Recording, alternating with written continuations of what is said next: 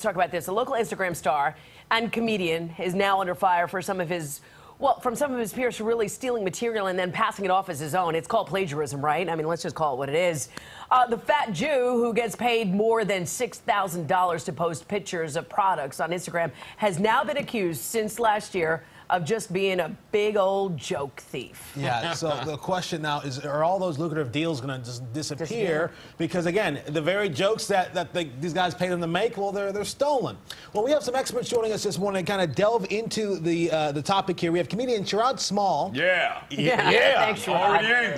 There we go. Also, the founder of the creative agency Big Eyed Wish, Ian Wishingrad. Good morning to both of you. Good morning. Give it up for Ian. Good morning. So let's just get into this, right? Because I think that at the crux of the story is sort of what does it mean to be famous?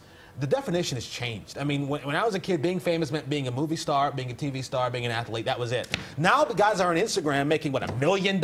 Is he making $1 million? Is that, I mean, this seems insane. I think the difference is famous was a certain level of recognition, and now you have audiences spread all over the social media, all over the internet. So the fact is he's created an audience of over 5 million people. And on that's, Instagram. And on Instagram. And that's famous. He has his own channel, and he publishes content every day. Yeah, but it's other people's content. My problem with him is that he's not giving the comedians credit for their jokes that he's using on his Instagram or whatever. And that's not right. That's not right. But So is it plagiarism, though? That's what I want to know. Isn't there a fine line when you borrow something? Isn't that what it is? I That's mean, what it is. We can be inspired by other people, right? But when you're downright taking material that somebody else is, where's the line on the internet and Instagram? I mean, is there where you give credit? Let's give credit to this. Let's quote this or I whatever. think he's starting to do it now. That on some of his pictures, he put the credit to the comedian at the bottom, but he's still cutting off. He said he cropping the picture like he wants a picture on the top. Yeah, so I think the internet is this really interesting self-corrective beast, right?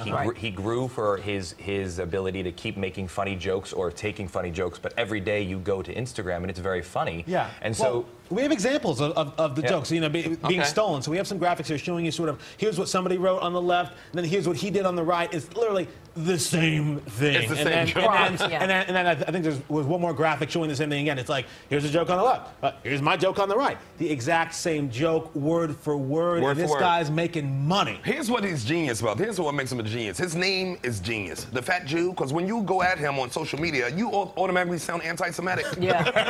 Brilliant. Brilliant. It's like, no, that's his name. I'm not saying anything. But you can't even fight him on his social media. But can you fight him other ways? I mean, in terms of like his pocket, brands supporting him, and his future growth, really? Because aren't people appalled that this is not original content? I don't think so. I think the thing is Oh, they are.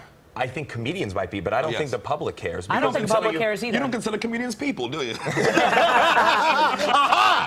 caught you. But I actually think you're right. I don't think the public really cares who puts what out there. You know what? Because the public are the same people who will buy these fake Gucci bags and all this fake stuff. They do the same thing with and jokes. then get on the M22? Yes, and then somebody got to call them out and be like, okay, I got to buy the real thing now. And that's what I'm here to do to the Fat Jew.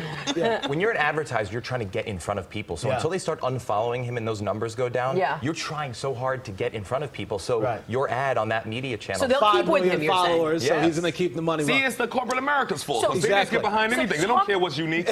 Talk about intellectual property. What is your property, and what is, if you put it out there, is it just for the world to consume and anybody can take it and borrow it and say that they were inspired by it and take it? No, I don't think so. See, that's the same reason Eddie Murphy said to me that he don't want to do stand-up anymore because he says he'll go out to a club, somebody will take his jokes before they're done and put it out there before he can put them out there. So it's going to kill comedy at the same time. It's wrong. Here's my question for you, okay? I want to make $1 million on Instagram.